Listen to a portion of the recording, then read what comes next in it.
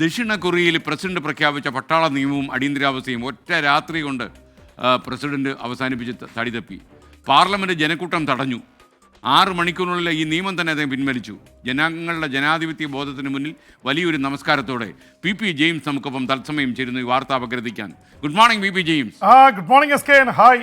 ഈ വിദേശ വാർത്തകളൊക്കെ പറയുമ്പോഴും സൂക്ഷിക്കണം. കാര്യം എന്താണെന്നറിയോ, ജനങ്ങൾ ഇടപെട്ട് തിരുത്തിച്ച് കളയത്. ഓക്കെ, ഈ മറ്റേ മാധ്യമങ്ങൾക്ക് അങ്ങനെ വായി മൂടിക്കെട്ടാനാവില്ല. അവർക്ക് കാര്യങ്ങൾ പറയണ്ടേ, ജനങ്ങൾക്ക് വേണ്ടിയാണല്ലോ പറയുന്നത് SKN. ഓക്കെ PP, അപ്പോൾ നമ്മൾ വാർത്തകളിലേക്ക്. അപ്പോൾ SKN, ദക്ഷിണ കൊറിയയിൽ കഴിഞ്ഞ ഒരു രാത്രി എന്ന് പറയുന്നത് വളരെ നാടകീയമായിട്ടുള്ള ത്രില്ലിംഗ്, എക്സൈറ്റിംഗ് എന്നൊക്കെയുള്ള വാക്കുകൾ ഉപയോഗിക്കാം.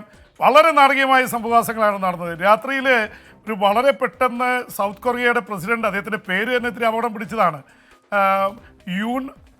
യൂൺ സുക്ക് ഇയോൾ എന്നാണ് അദ്ദേഹത്തിൻ്റെ പേര്. യൂൺ സുക്ക് ഇയോൾ.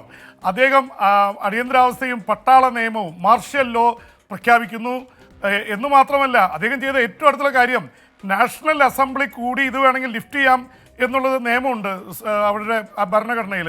അപ്പോൾ അദ്ദേഹം ചെയ്തത് ഹെലികോപ്റ്ററുകൾ അയച്ച് സെക്യൂരിറ്റി ഫോഴ്സിനെ ഇറക്കി നാഷണൽ അസംബ്ലി മൊത്തം വളഞ്ഞ് അവിടേക്ക് പാർലമെൻറ്റ് അംഗങ്ങൾ ഇറങ്ങുന്നത് തടയാൻ നോക്കി. പക്ഷേ അതിനിടയിൽ 190 വരുന്ന ഈ പാർലമെൻറ്റ് അംഗങ്ങൾ അതിൻ്റെ ഉള്ളിലേക്ക് ഇരച്ച് കയറി അവർ ഏകകണ്ഠമായിട്ട് ഇത് പിൻവലിക്കണം എന്ന പ്രമേയം പാസ്സാക്കിയാൽ പിന്നെ വേറൊന്നും ചെയ്യാൻ പറ്റില്ല. മന്ത്രിസഭാ യോഗം വിളിച്ച് അദ്ദേഹം ഇത് പിൻവലിക്കേണ്ടി വന്നു.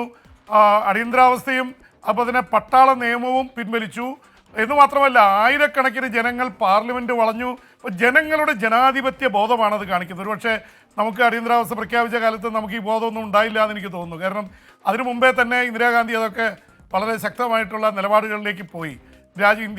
ഇന്ത്യൻ ജനാധിപത്യം ഇതുപോലെ ശക്തമാണ്, നമുക്ക് ശക്തമായിട്ട് പ്രതികരിക്കാൻ കഴിയുമെന്നുള്ളതിൻ്റെ സൂചനകളാണ്. എന്തായാലും SKN, സൗത്ത് കൊറിയ അമേരിക്കയുടെയും യൂറോപ്പിൻ്റെയൊക്കെ ഏറ്റവും ശക്തമായ സഖ്യകക്ഷിയാണ്. അപ്പുറത്ത് വടക്കൻ കൊറിയ ആയിട്ട് എപ്പോഴും സംഘർഷത്തിലാണ്. വടക്കൻ കൊറിയയുടെ കൂടെ ഇറാനുണ്ട്, ചൈനയുണ്ട്, റഷ്യയുണ്ട്. അവരൊക്കെ ഇതിന് വലിയ ശക്തമായിട്ടുള്ള എതിർപ്പ് പ്രകടിപ്പിക്കുകയും എന്ന് മാത്രമല്ല, ഇങ്ങനൊരു പട്ടാള നിയമം പ്രഖ്യാപിച്ചത് വടക്കൻ കൊറിയയിൽ ആക്രമണം നടത്താൻ വേണ്ടിയാണെന്നുള്ള രീതിയിലുള്ള കാര്യങ്ങൾ വന്നു. എന്തായാലും ദക്ഷിണ കൊറിയൻ പ്രസിഡന്റിൻ്റെ കാര്യം കസേര ഇളകിയിരിക്കുകയാണ് SKN. അദ്ദേഹം രാജിവെക്കുന്നത് വരെ, പ്രസിഡന്റ് രാജിവെക്കുന്നത് വരെ കാര്യങ്ങൾ സമരവുമായിട്ട്, പണിമുടക്കുമായിട്ട് മുന്നോട്ട് പോകാനാണ് അവിടുത്തെ യൂണിയനുകൾ തീരുമാനിച്ചിട്ടുള്ളത്, പ്രതിപക്ഷം തീരുമാനിച്ചിട്ടുള്ളത്.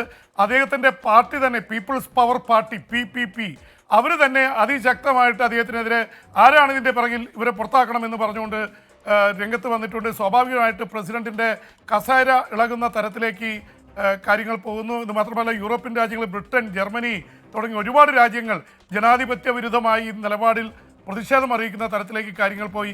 ഇതെല്ലാം കൂട്ടി വായിക്കുമ്പോൾ SKN, ജനാധിപത്യത്തിന് ഇപ്പോഴും ശക്തി ഉണ്ട്. ജനങ്ങളാണ് ഈശ്വരൻ. ജനങ്ങൾ ഇറങ്ങിയാൽ ആർക്കും മുന്നോട്ട് പോകാൻ സാധിക്കില്ല. നിയമങ്ങൾ കാറ്റിൽ പറത്തിക്കൊണ്ടുള്ള കാടൻ നിയമങ്ങൾ, അടിയന്തരാവസ്ഥ, പട്ടാള നിയമം, ഇതെല്ലാം മാറ്റേണ്ടി വരും എന്നുള്ളതിൻ്റെ സൂചനയാണ് ദക്ഷിണ കൊറിയയിൽ കണ്ടത് SKN. Okay, thank you PP James. മറ്റൊരു കാര്യം, ഹിസ്ബുല്ല ഇനിയും റോക്കറ്റ് വിട്ട ഈ സമാധാന ഉടമ്പടി തന്നെ പിൻവലിക്കുമെന്ന് ഇസ്രായേലിൻ്റെ ഭീഷണി വന്നിട്ടുണ്ടല്ലോ.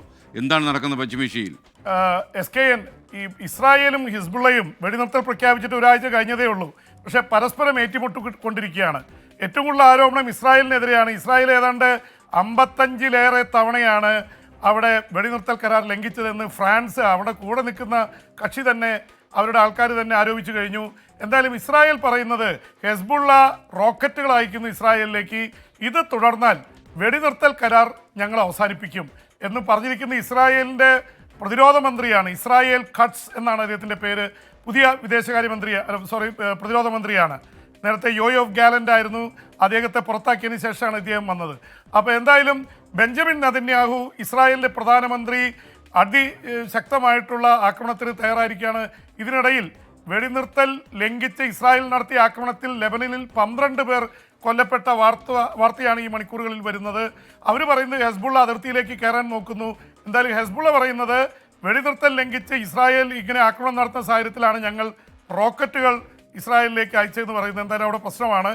ഒപ്പം തന്നെ SKN, ഇതിനേക്കാൾ ഗുരുതരമായ പ്രശ്നം ഗസയിൽ തന്നെയാണ്. ഗസയിൽ 40ഓളം പേർ ഇസ്രായേലി ആക്രമണത്തിൽ കഴിഞ്ഞ 24 മണിക്കൂറിനുള്ളിൽ കൊല്ലപ്പെട്ടു. മരണസംഖ്യ 44,500 കവിഞ്ഞിരിക്കുന്നു. വല്ലാത്തൊരു സംഖ്യയാണ്. 14 മാസമായി ഈ യുദ്ധം ആരംഭിച്ചിട്ട്.